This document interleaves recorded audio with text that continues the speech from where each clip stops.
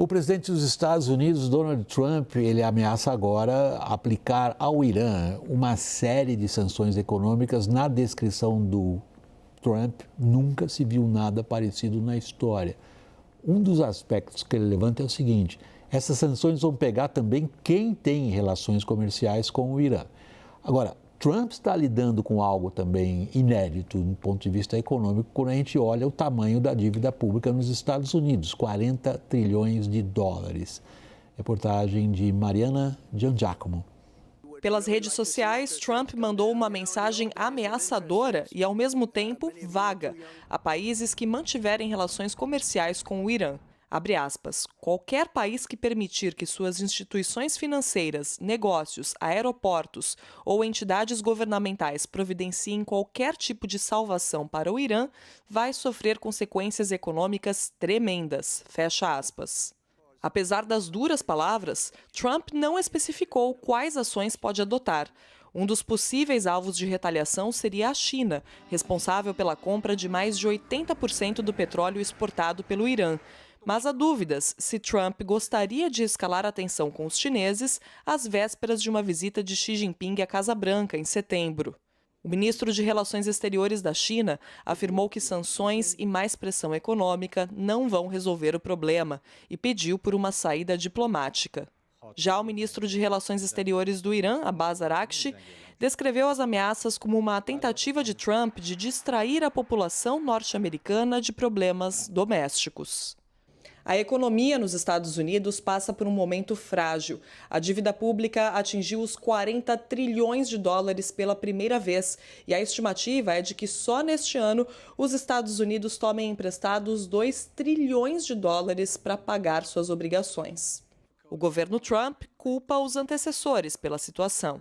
The 40 trillion is a big number. It is smaller when we look at the publicly traded amount because our Social Security funds and other government entities hold a substantial amount. And what we're going to do, we're going to have to grow our way out of this. Mas as próprias políticas de Trump, com cortes de impostos aos mais ricos e ampliação de gastos, contribuem para o aumento da dívida, como explica o presidente da Peterson Foundation, Michael Peterson. It's the culmination of many years of fiscal irresponsibility in Washington on both sides of the aisle. And we paired that with a revenue policy or a tax policy that does not generate the level of revenues we need to honor the promises we've kept. O recorde da dívida vem em um momento extremamente delicado para o governo Trump, diante de uma guerra que não consegue justificar a população e há pouco mais de 3 meses das eleições para o Congresso, que irão ditar o rumo da segunda metade do mandato de Trump. Além disso, a Casa Branca enfrenta dificuldade para frear o rendimento de títulos da dívida no mercado. A situação se deteriorou nas últimas semanas, com temores do setor financeiro em relação ao déficit fiscal e aos seguidos empréstimos em empresas de tecnologia. O governo até tentou resolver a situação com um maior número de recompra desses títulos nesta quarta, mas a instabilidade se manteve. Os rendimentos tiveram apenas uma leve queda. Marcelo, começando por você. Há um empenho muito grande do atual presidente americano no uso da coerção, tanto a militar quanto a econômica. Nenhuma das duas é nova, mas até aqui a coerção militar contra o Irã não trouxe os resultados que ele esperava que surgissem em breve prazo de tempo. E quanto à coerção econômica, a gente vem constatando como ao longo desses últimos 2 anos, todos os principais instrumentos americanos de controle de fluxos financeiros, de aplicação de sanções, a própria Magnitsky, por exemplo, eles não também até aqui trouxeram os resultados que os americanos esperavam. Por que seria crível agora uma ameaça como essa contra o Irã, que de fato não tem precedentes, levando em consideração o que a economia americana nos mostra? William, eu acho que a questão não é tanto o que se seria crível ou não. Tem uma discussão se é crível. Eu concordo, há uma tendência desse governo de ameaçar e depois voltar atrás. Mas a questão principal é que não é boa, não é uma boa política. Porque os Estados Unidos estão numa situação de enfrentamento de vários choques de oferta. Então, uma posição mais rígida em relação ao Irã vai simplesmente aumentar o choque de oferta, né? O preço do petróleo maior, que seria o choque de oferta, que seria o resultado de uma relação ainda mais conflitiva, vai ser ruim para o mundo inteiro, inclusive para os Estados Unidos. E isso no momento onde a inflação está sendo discutida muito aqui nos meios econômico-financeiros, o Fed está tentando entender, por sinal, com um presidente novo, né? Está tentando entender as pressões inflacionárias que a economia americana está vivendo. Então, tem um choque acima de tudo isso seria muito ruim para a economia americana, seria muito ruim para os Estados Unidos. Mas eu não creio que esse é o jeito que o presidente americano pensa. Ele tá bem concentrado numa relação de força com o resto do mundo.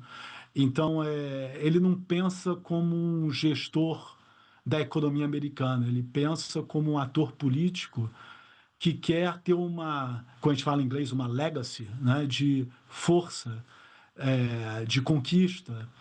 E seria um choque muito ruim para a economia americana aumentar ainda mais a pressão sobre o Irã e causar um outro choque de oferta. Até aqui, Lorival, no confronto direto com adversários, sobretudo no caso do tarifaço com a China, Trump foi obrigado a recuar de algumas de suas tentativas de coerção mais ambiciosas. A do Irã, que perspectiva tem? Então, na verdade, esse instrumento ele é pouco eficaz no caso do Irã, porque, ao contrário do que se imagina, a dependência da economia iraniana do petróleo não é tão grande. O petróleo representa, as exportações de petróleo representam 10% do PIB do Irã e 22% das receitas do governo iraniano. É bem diferente, por exemplo, do perfil da Arábia Saudita, em que as exportações representam 16%, as exportações de petróleo representam 16% do PIB e 56% das receitas do governo saudita. O Irã é um país industrializado, tem fábricas de automóveis, de fármacos, de cosméticos, de armamentos, né?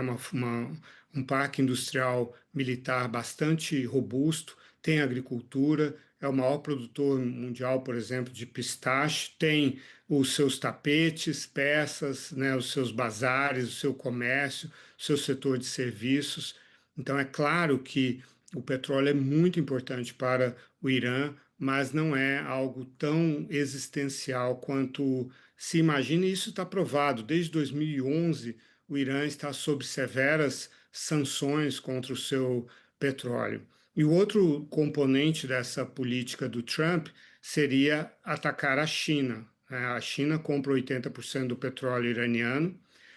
Já estão sob sanções as refinarias chinesas que compram, que processam o petróleo iraniano. Qual seria a última milha que o Trump teria que percorrer aí? Os bancos chineses. Esses sim necessitam do acesso ao dólar. E a questão é, Trump está pronto para comprar essa briga com a China, que detém o fornecimento dos minerais críticos, dos quais os Estados Unidos tanto precisam, tanto para a sua indústria civil quanto para a sua indústria militar? Thaís, eu vou seguindo nessa linha, mas fazendo referência a algo que o Marcelo mencionou na resposta dele até aqui, que é o papel do Fed no meio disso. O Fed está experimentando um tipo de tempestade nova, a desconfiança dos investidores na capacidade da autoridade monetária americana de dar confiança a eles. As taxas estão se comportando de maneira considerada muito negativa. Isso compõe para o Trump um caldo complicado. Como que ele pode manobrar aí?